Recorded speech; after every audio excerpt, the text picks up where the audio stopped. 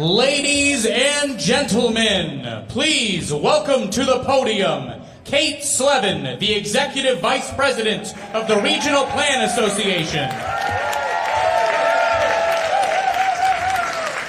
MTA Chairman and CEO, Jano Lieber. The Mayor of New York City, Zohran Mamdani.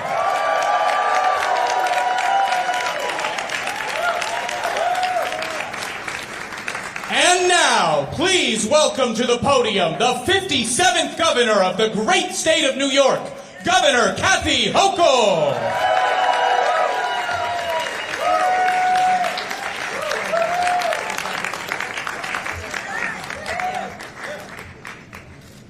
Good afternoon, fellow congestion pricing warriors. We're winning this battle 1 year into it, and I could not be prouder to be surrounded by so many true believers, the advocates, RPA, Riders Alliance, and elected officials who've been acknowledged already. I want to thank them for being shoulder to shoulder as we tackle the onslaught of fights that started just 1 year ago. We know we won 1 year ago, but literally, 40 days later, we get the message from this guy in Washington. And he says, honest to God, I saw this picture and I told my team, you really shouldn't do things like that. It's not very nice. And they said, no. The White House put this picture out. And I was pissed. I said, as you heard, I'm still angry when I think about it. We're not laboring under a king. But it was that image, that day, that I believe triggered the No Kings rallies all across America. So we stood up here in New York. We showed who we are. And yes, the cameras are staying on. But now, my friends, the results are extraordinary, beyond what we could have expected. And I am so proud to run through some of these for you, because you should just be saying them in your sleep. And if there's any naysayers out there, tell me who they are and we'll have a conversation. I'll meet you at my local diner. Because we took on. No, that's all right. Talk to everybody. You know that. We said, enough with gridlock. It must end. Enough with emergency vehicles being stuck in traffic. That must end. Enough with wasting people's valuable time away from their families and their jobs and everything else they want to do in New York. Just have a good time. And enough with polluting our air, with all the emissions. And enough with underfunding the transit system that is the lifeline of this entire region. So we got it done. We changed how people in this great city and the region live, how they breathe, how they act. And now the results are in. Traffic entering the congestion zone is down 11%. And this is incredible. 27 million fewer cars going into that zone over the last year. 27 million. And the air is cleaner. Pollution is down more than 20% in 1 year. People with asthma are breathing better. Little kids don't have to worry about this. And our streets are safer. New York City recorded its safest streets in history. That's a long time. With crashes and injuries down in the congestion zone. And everybody who told me, from the president on down, you're killing New York City, nobody's going to come, traffic's down because the place is empty, no one's there. It's like, seriously? Have you been here lately? Because Manhattan has had some of its best years, the best year for Broadway. Everybody, sales tax receipts in the area that people said would be killed by this are up 6%. I mean, people are still coming, they're still shopping, they're still spending money. And best year for office leasing. So all the doomsayers said people are going to leave Manhattan and there'll be all these buildings that are empty. Best year for online leasing in 20 years, leading the nation. So, we're moving. Speeds are up. Buses are faster. Transit ridership is up in the zone as well. But guess what? We gave you some time back. How does 25% faster coming through the Lincoln Tunnel sound? Oh, let me top that. How about 51% faster coming through the Holland Tunnel? About 25% faster going across our bridges into Brooklyn and Queens. That's time in your life that's precious. And I don't think anyone could have predicted that before congestion pricing, about 117 hours were lost commuting for New Yorkers just stuck in traffic, 5 solid days out of your life, and now we have more time. How's it feel, everybody? Feel good to have time, right? Feels good? To focus on what's important. And I want to give a tribute, a shout out to all the true believers who decades ago talked about this. And some are not with us here today, some have passed on. But let's reflect on what it takes sometimes to get something done.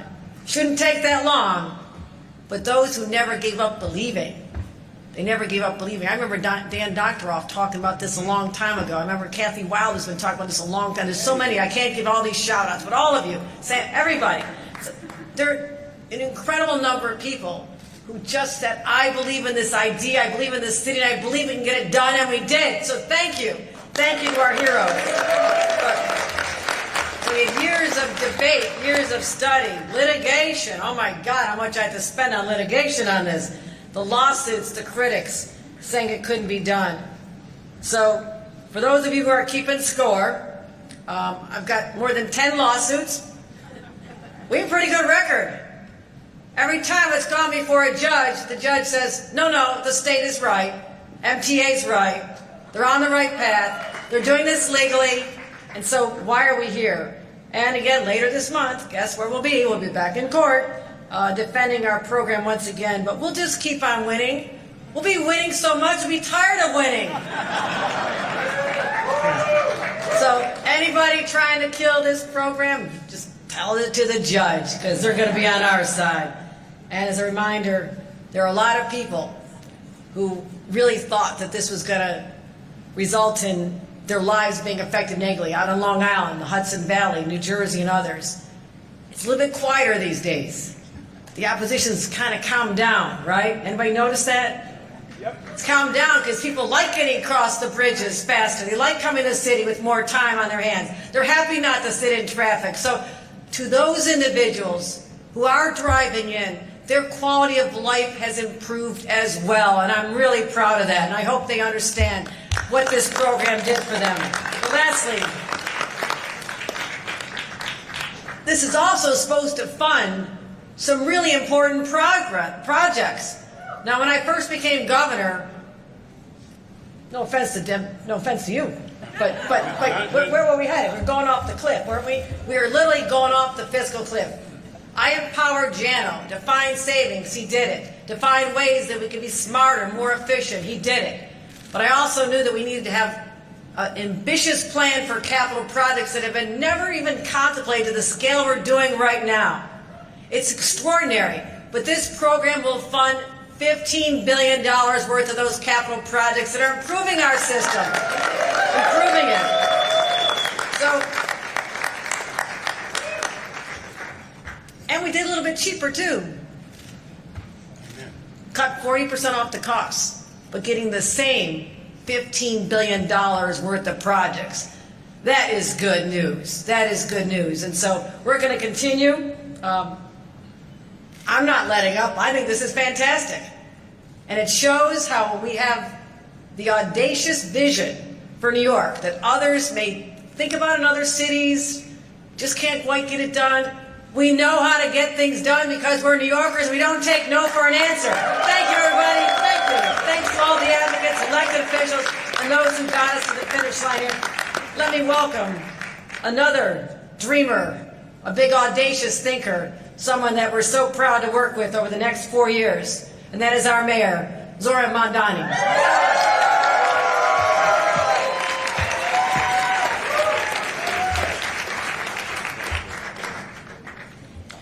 Can we hear it for our Governor, Kathy Hochul? Today, as we gather to mark a year of congestion pricing, we are also celebrating something that feels too rare in our politics these days. And that is the change that can come when government dares to do big things. And we measure these things in statistics, and sometimes we lose sight of what it means in the lives of each and every New Yorker. Before I stood before you now as the mayor of New York City, I was an assembly member for Astoria in Queens. And in Astoria, there are many children who grew up with asthma, living close to what was described as Asthma Alley. And when I first became the assembly member, one of my staff members told me that one of the activities she recalled growing up in the neighborhood was at recess asking other students to compare and contrast their inhalers. That is the way in which this kind of pollution had been and has been normalized. And so, as we are here celebrating these cameras staying on, thanks to the governor's commitment despite tremendous pressure, we also celebrate what this has meant for New Yorkers, whether they are driving, whether they are biking, whether they are walking, taking a bus, taking the train, whether they are just breathing the air in the city that they call home. Because this is a program that has been successful no matter how you measure it. It's been a program if you want to measure it in noise complaints or you want to measure it in traffic. That is how it has been successful. And what we are seeing is that it is outstripping even the fiscal projections of what it would raise in a calendar year. We were anticipating that the first year would yield $500 million, and there were concerns of, was that possible to hit? And what we found instead is that this program in a calendar year has now raised close to $550 million.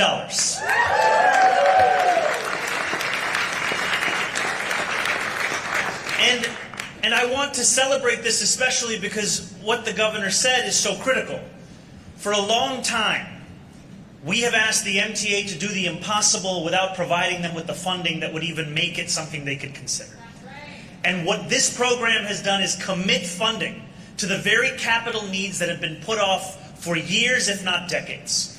And that is funding, those are investments that can transform the day-to-day realities of a New Yorker. And so as we celebrate the increase in transit ridership, we know that that increase could grow even further in the years to come as more and more money can be then spent on the infrastructure that would make that commute smoother, make it faster, make it more reliable. And I have to say thank you to all of the elected officials who stand here, whether at the city level, at the state level, the activists, the organizers, the advocates, who ensured that no matter what day it was, no matter what week it was, no matter what year it was, we all understood the imperative of dreaming of a different kind of streetscape in this city. And I was reading an article today about a driver from New Jersey who had self-identified as someone who was critical of the program. And he said, look, for all the $9 I'm spending, I'm now actually saving money I would have been spending on parking fees because I can now park on the street. And this is something that no matter which way you're approaching it from, we can see the success. And that is what we are here to celebrate, that success, that foundation, and that dream of a city that recognizes the importance of public transit as the vitality of what makes the city so great. Thank you so much. And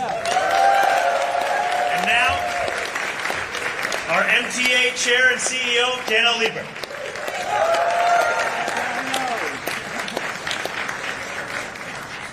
Thank you, Governor. Thank you for your constant partnership, your support. And I'm thrilled to be joined by Mayor Mamdani, who was a strong supporter of transit, in case you didn't know, for a long, long time, and is really somebody that we look forward to working with. Governor, it's the YMCA, so I was sort of hoping that the president would roll in here doing his YMCA dance in support of congestion pricing, but I guess I'm going to have to wait to see whether he does it when we go to court in a month. Listen, you hit all the highlights of the benefits of this that we've achieved in the first year of tolling, and you're right that it's going to bring us more benefits, more than just less congested streets. It's the new train cars that you're making possible, the new signals, the more ADA elevators. We are changing the city by making the subway system truly accessible for the first time. And we're making it easier to know what congestion pricing is paying for by actually putting up proper signage that's going to say, this was paid for by congestion, and that was paid for by congestion pricing. Listen, 2025 was an unbelievably huge year for the MTA. You put out a press release about it. 1.9 billion trips across the system, record on-time performance, subway, Long Island Railroad, Metro North, surging customer satisfaction, which is what we all want. And we're knocking out those capital projects funded by congestion pricing faster and better and cheaper than ever before, on time, on budget, many cases under budget. This is good government in action, folks, and I have to shout out the people at the MTA, Bridges and Tunnels, and the other agencies who worked for 5 years to prepare for that moment and made it. They're the reason, to a great extent, that we were able to execute congestion pricing so smoothly and flawlessly. This demonstrates what business-like government management can accomplish. That's what the governor asked me to do from day one, and we're doing it. We are identifying challenges, coming up with solutions in tandem with the communities we serve. So I am incredibly proud of this progress. Thank you again, Governor, for the tremendous leadership and support. And thank you also to Mayor Mamdani. As I said, what a thrill to be working with a truly pro-transit mayor. Ladies and gentlemen, It is my pleasure to introduce the RPA's leader, Kate Slevin.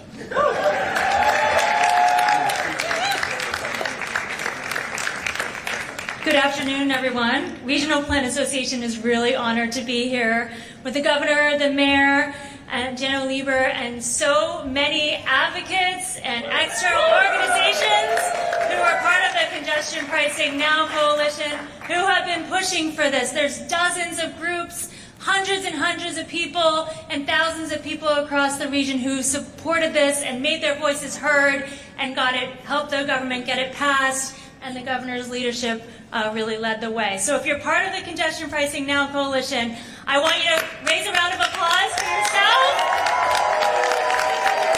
and for our leaders here who were so steadfast in getting this done. By every calculation, congestion pricing is a tremendous success. It has reduced traffic, increased transit ridership, and made streets safer, all while allowing the economy to remain strong. A new analysis released today by RPA and Hunter College reinforces the clear benefits of congestion pricing, some of which the governor announced earlier today. Traffic noise complaints are down, much more than inside the zone than outside the zone. Serious traffic injuries are down by 8.6% in the zone, a 5-time reduction than places outside of the zone. Congestion pricing has delivered benefits not only to Manhattan, but also throughout the entire metro area. Traffic delays are down or unchanged throughout the region, including the Bronx, Staten Island, Long Island, and our friends in northern New Jersey. Ridership on Long Island Railroad and Metro North are up, and investments are being made in train cars and stations across the network as we speak. And if the MTA region is doing well, it helps the entire state. That's because upstate residents benefit from the tax revenue generated here that supports statewide government services. More than 80% of the personal income tax and 65% of sales tax in New York State are generated in the MTA region. And congestion pricing benefits don't stop at the state border. In fact, New Jersey bus riders, along with drivers coming into the Port Authority, are some of the biggest winners from congestion pricing in terms of time savings. And 100% of congestion pricing net revenue is going to the MTA's capital program. This not only improves commutes, it creates jobs. The MTA's capital program is really an economic powerhouse, generating 72,000 jobs across the state of New York and delivering benefits across the region and the country. Beyond all the benefits, I think the biggest takeaway today is that congestion pricing is no longer daily news. It has become part of normal life here in New York. RPA stands committed and steadfast, ensuring the program remains in effect, continuing to deliver the benefits our region's residents deserve. Thank you, Governor, thank you, Mayor, and thank you, Jano, for your leadership.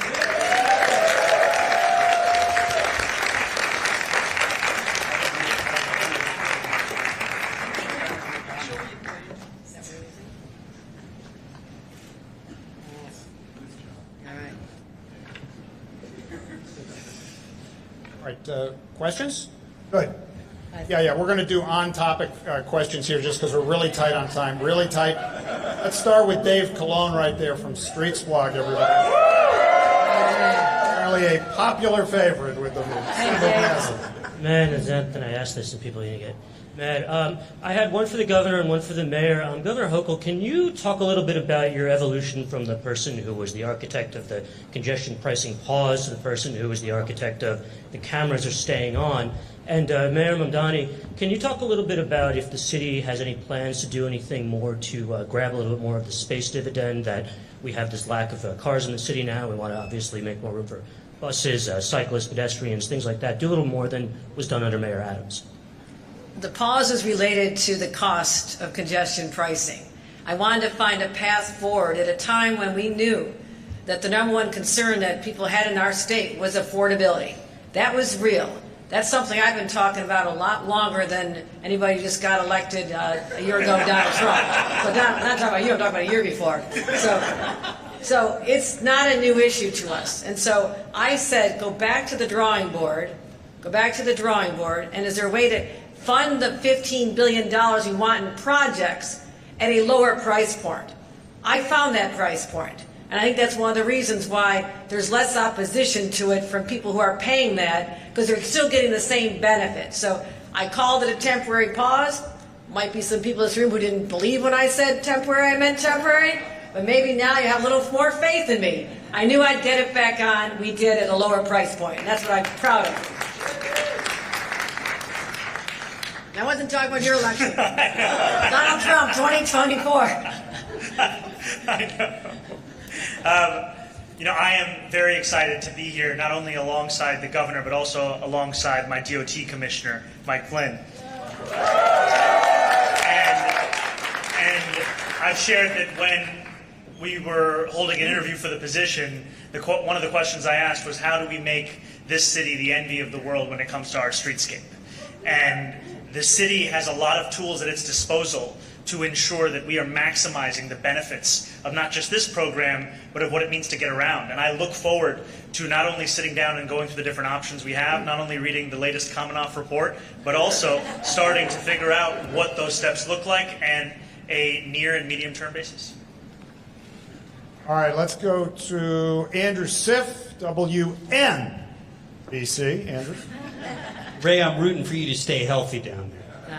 Governor, I'm just wondering, I know you've had ongoing conversations with President Trump about this. You've told me about some of them. But how concerned are you that since the courts haven't been effective, that he might find a different technique, an executive order, take some other action to effectively end this toll?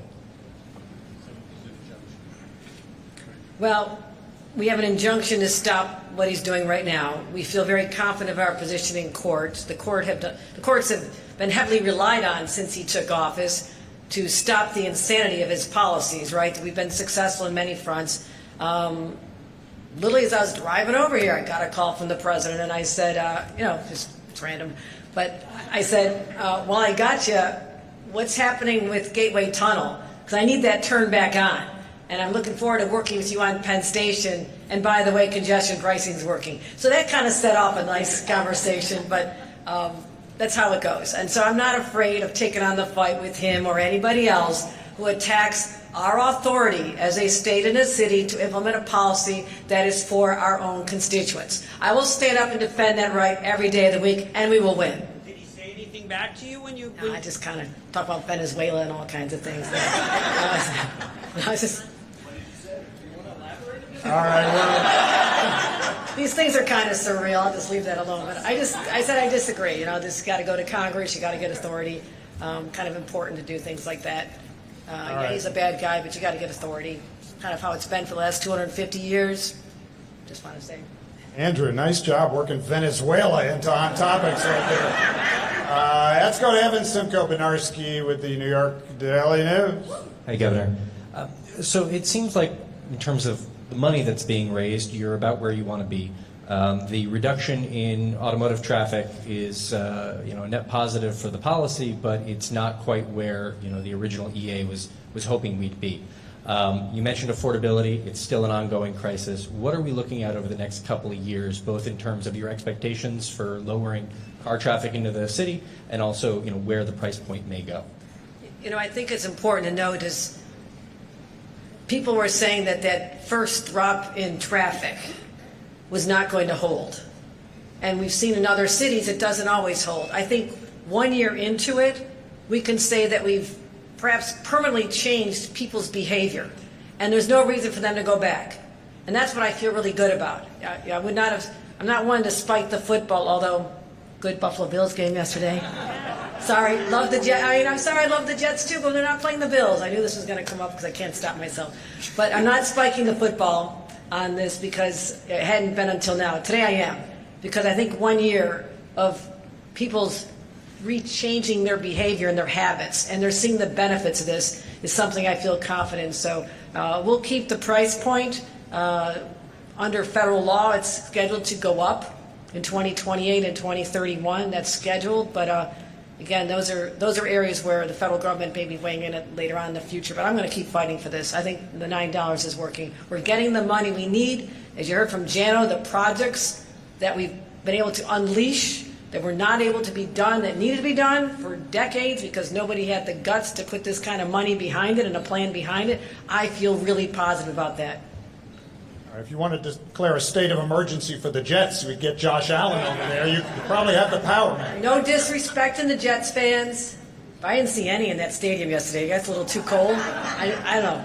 Maybe you should have come up and rooted for the team. I don't know. All right, we got time for one. Samantha Liebman right there in the front row from New York 1. Sam. Hi, Governor.